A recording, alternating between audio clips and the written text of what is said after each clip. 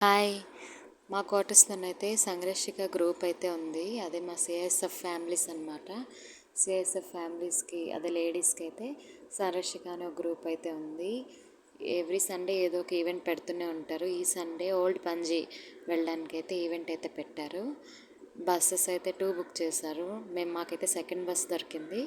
Second బస్‌లోనే ఎక్కి old పంజీలో ఏంటా special అని వెళ్దాం అనుకునేసరికి అదవుతుంది ఓల్డ్ మాంక్ చర్చ్.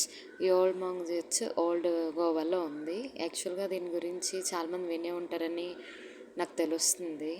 నేను కూడా అలా వినే వచ్చేసాను. ఇక్కడ సెయింట్ జేవియర్ అని ఒక అతనిది 300 ఇయర్స్ అవుతుంది ఆయన డెడ్ అయ్యి. ఆయన డెడ్ బాడీ అన్నది ఈ చర్చ్లో ఉంది. అది విని నేను కూడా చూద్దామని చెప్పి బయలుదేరైతే వచ్చేసానండి.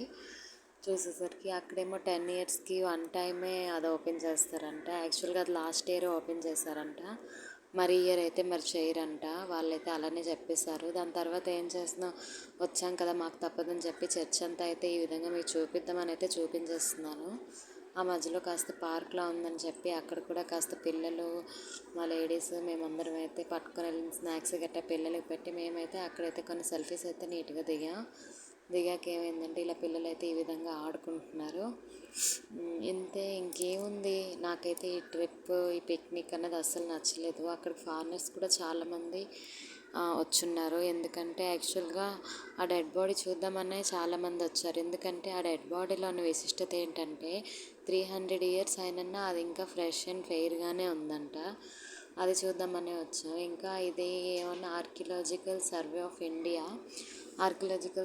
ఇండియా అంటే అక్కడ ఓల్డ్ మాంక్ చర్చ్ చూసాం కదా, దాని ఎదురుగానే ఇది ఉంది. ఇది సెయింట్ క్యాథడ్రల్ అని ఆయన వైఫ్ ఎస్టీ జేవియర్స్ గారి వైఫ్ తాలూకా మహల్ అనమాట, చర్చ్ మహల్ ఇది. యాక్చువల్గా దీంట్లోకి అయితే ఆ రోజు ఫారినర్స్కి టూరిస్ట్కి అయితే వెళ్ళలేదు. ఎందుకంటే ఎవరో ఒకరు షాదీకి అయితే ఆ చర్చ్ని బుక్ చేసుకున్నారు. అక్కడ మ్యారేజ్ అవుతుంది క్రిస్టియన్స్ది. అంతే, ఇంకేముందండి చెప్పడానికి. ఎంతో ఆశపడి వచ్చాను కానీ ఏమీ లేదు. Bye bye.